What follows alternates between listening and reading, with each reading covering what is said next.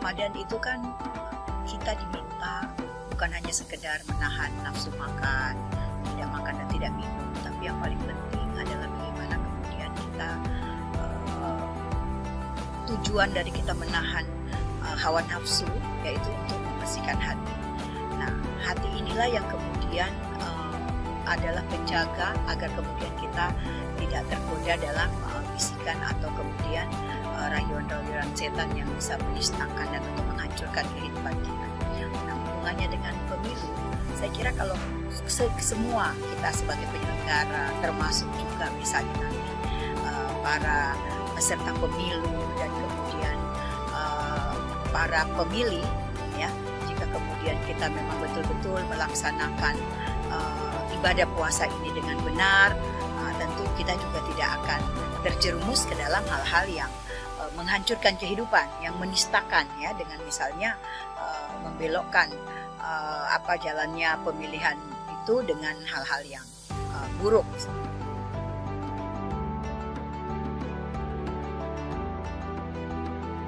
Kalau perbedaannya jelas, karena semakin tahun usia saya semakin tambah.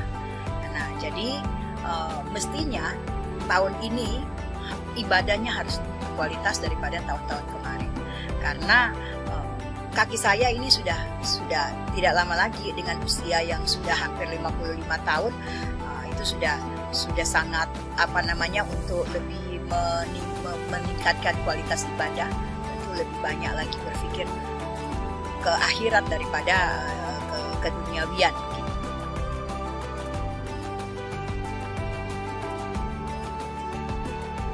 Kita semua ingin kembali ke fitri, ya, kita ingin semuanya kembali ke menjadi bayi yang baru dilahirkan. Nah, tentu saja proses untuk itu kita harus benar-benar, yang pertama kita harus mengakui bahwa perjalanan kita selama ini banyak melakukan hal-hal yang baik sengaja maupun tidak disengaja melakukan perbuatan dosa. Nah, itu yang harus kita memintakan ampunan. Kemudian kita bertekad bahwa kemudian hari esok itu harus lebih baik dari hari-hari kemarin. Artinya kalau kemarin misalnya kita belum sempat membaca Al-Quran, sekarang waktunya untuk lebih memperbanyak membaca Al-Quran. Kalau kemarin kita mungkin kekurangan dalam sholat-sholat sunat, sekarang harus lebih menambah dengan sholat-sholat sunat.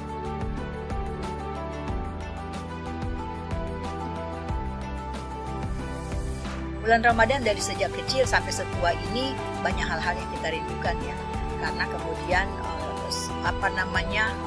suasana kebatinan di rumah kita saat-saat sahur, saat-saat berbuka. Nah, itu hal-hal yang tidak kita temui meskipun di luar Ramadan itu ada namanya puasa-puasa sunat, ya, tapi suasana kebatinan Ramadan itu memang pasti berbeda dengan bulan-bulan yang lain. Itu yang selalu kita rindukan.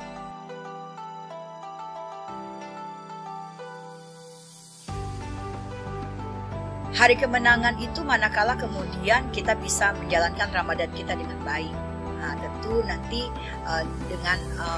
pada saat kita merayakan Idul Fitri, kita menang karena kita bisa menundukkan kita punya hawa nafsu selama 1 bulan. Kemenangan tidak akan ditemui oleh orang-orang yang tidak melakukan ibadah, tidak melakukan puasa, tidak melakukan sholat tarawih dan lain sebagainya. Jadi manakala kemudian kita bisa melakukan semuanya hanya semata-mata dengan Allah, maka itulah hakikat orang yang menang menurut saya.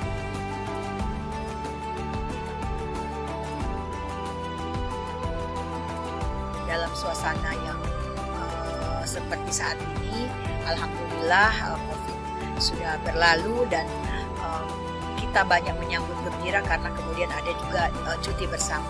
Nah, marilah kemudian kita isi cuti bersama Lebaran ini dengan menguatkan tali silaturahim, ya, yang mudah, menghormati yang tua, anjang sana kita bersilaturahmi, memohon maaf, sehingga karena kesalahan kita kepada sesama manusia hanya akan gugur jika kemudian kita meminta maaf kepada yang bersangkutan.